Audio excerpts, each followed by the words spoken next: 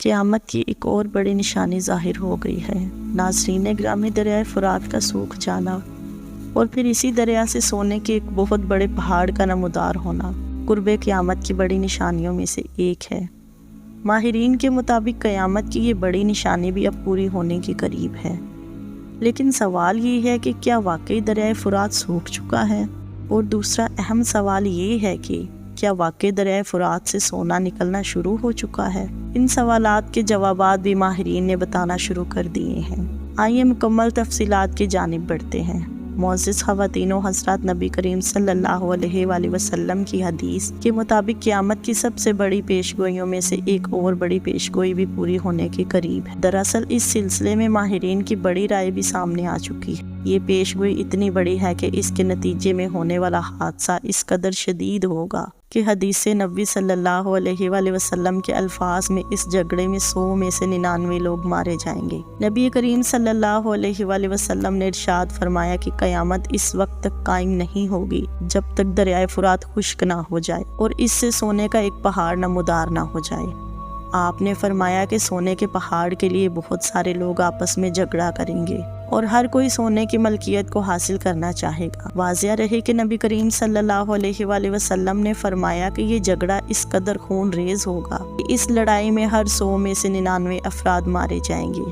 اور صرف ایک زندہ بچے گا۔ اور پھر حضور اکرم صلی اللہ علیہ وآلہ وسلم نے فرمایا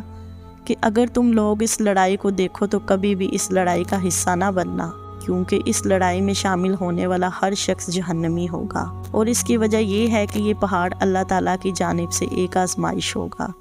ناظرین اکرام، حدیث نبوی صلی اللہ علیہ وآلہ وسلم کے الفاظ کا مفہوم اور اس حدیث کی روشنی میں ہم دیکھ سکتے ہیں کہ سونے کے اس پہاڑ سے نکلنے والے ذخائر کی مالیت کتنی زیادہ ہوگی کہ تقریباً دنیا کی ہر قوم اس کو حاصل کرنا چاہے گی، اور یہ تمام کے تمام لوگ جو کسی بھی فریق کا حصہ بن کر اس سونے کے پہاڑ کے حصول کی لڑائی میں شامل ہوں گے، یہ سب کے سب جہنمی ہوں گے، اور آخرکار اس سونے کے پہاڑ کو اللہ تعالیٰ کی جانب سے غائب کر دیا جائے گا۔ واضح رہے کہ یہ اتنی بڑی آزمائش ہوگی کہ خود حضور اکرم صلی اللہ علیہ وآلہ وسلم نے اس سے دور رہنے کا حکم دیا۔ دوستو، اگر دریائے فرات کی اہمیت کی بات کریں تو تینوں مذاہب یعنی اسلام، عیسائیت اور یہودیت کے نزدیک اس دریا کی بہت زیادہ اہمیت ہے۔ یہاں تک کہ دریا کے بارے میں ایک حدیث میں یہ الفاظ ملتے ہیں کہ دریائے فرات دراصل جنت کے چشموں میں سے ایک چشمہ ہے، یعنی اس دریا کا پانی صاف ستھرا اور پاک کر دینے والا ہے۔ صرف یہی نہیں، عیسائیوں کی بائبل میں بھی اس دریا کا تذکرہ ملتا ہے۔ بائبل کے چیپٹر نمبر 16 میں یہ بات موجود ہے کہ یہ دریا جنت کے دریاؤں میں سے ایک ہے، لیکن اس پیشگوئی کو آپ صلی اللہ علیہ وآلہ وسلم نے زیادہ تفصیل اور وضاحت کے ساتھ ارشاد فرمایا کہ حضور اکرم صلی اللہ علیہ وآلہ وسلم نے فرمایا کہ ایسا دریا جو جنت کے چشمے سے جمع ہو، اس کا خشک ہونا اللہ رب العزت کی نشانیوں میں سے ایک نشانی ہے، اور یہ کہ اللہ تعالیٰ کی ناراضگی کی وجہ بھی بن سکتا ہے۔ ان تمام پیشگوئیوں کو مد نظر رکھتے ہوئے اگر موجودہ حقیقت پر غور کریں تو معلوم ہوگا کہ پچھلے 30 سے 40 سالوں سے دریائے فرات مسلسل سکڑ رہا ہے۔ صرف یہی نہیں، ماہرین کے مطابق اب تک تقریباً 60% دریا گر چکا ہے۔ یہی وجہ ہے کہ ماہرین کی جانب سے یہ خدشہ ظاہر کیا جا رہا ہے کہ آئندہ آنے والے سالوں میں باقی دریا بھی مکمل طور پر خشک ہو جائے گا، اور جن علاقوں کو یہ دریا سیراب کرتا ہے وہاں پر پانی کی شدید ترین قلت ہو جائے گی۔ دوستو، ہم بات کریں دوسری پیشگوئی کے بارے میں تو دوسری پیشگوئی بھی کچھ اس طرح پوری ہو رہی ہے کہ دریائے فرات نے بھی سونا ابلنا شروع کر دیا ہے۔ دراصل ماہرین نے جب دریائے فرات کے ارد گرد رہنے والے لوگوں کے انٹرویو کیے اور ان سے پوچھا کہ دریائے فرات کے سکڑنے کی وجہ سے ان کی زندگیوں پر کیا اثر پڑا ہے، تو ماہرین کے سوال پر لوگوں نے جواب دیا کہ ہمارا روزگار اسی دریا کی مچھلیوں سے جڑا ہوا تھا، جو کہ آہستہ آہستہ کم ہو رہا ہے کیونکہ یہ دریا مسلسل سکڑ رہا ہے۔ لیکن سب سے حیرت انگیز جواب جس نے ماہرین پر سکتہ طاری کر دیا وہ یہ تھا کہ وہاں موجود کچھ لوگوں نے بتایا کہ ہم نے اس دریا کی ریت کو چھانا ہے جس سے ہمیں کچھ سونے کے ذرات ملے ہیں۔ لوگوں کے مطابق یہ ایک حیران کن بات ہے کیونکہ ایسا ان کی زندگی میں اس سے پہلے کبھی نہیں ہوا تھا۔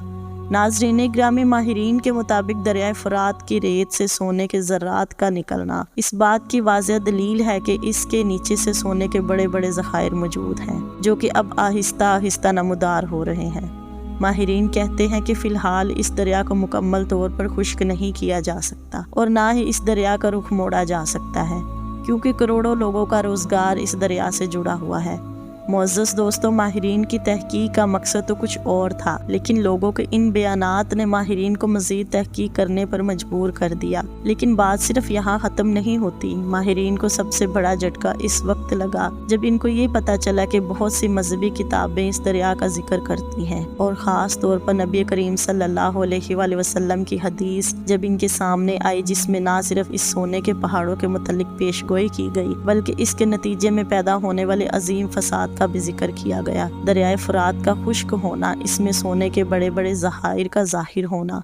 اور اس کی ملکیت کے لیے دنیا کی بڑی طاقتوں کا آپس میں لڑنا، یہ واضح طور پر اس بات کی طرف اشارہ کرتا ہے کہ اس کے بعد سے قیامت کی فائنل نشانیاں شروع ہونے والی ہیں۔ تو دوستو، اس سے اندازہ لگایا جا سکتا ہے کہ دریائے فرات کے خشک ہونے سے پہلے ہی دجال کا ظہور ہوگا، اور اس کے ساتھ ساتھ امام مہدی علیہ السلام بھی لوگوں کے درمیان ہوں گے، اور اسی طرح دریائے فرات کے خشک ہونے سے پہلے حضرت عیسیٰ علیہ السلام بھی نازل ہوں گے۔ البتہ یہ تمام کی تمام باتیں فی الحال قیاس آرائیاں ہیں، لیکن حدیث کے الفاظ کے مطابق یہ سب کچھ ہونے سے پہلے قیامت کی فائنل نشانیاں ظاہر ہوں گی، جن میں بڑے بڑے طوفان آئیں گے، جن سے تمام کے تمام مومن لوگ اس دنیا سے رخصت ہو جائیں گے، یعنی تمام کے تمام مومن لوگ اس ہوا سے فوت ہو جائیں گے،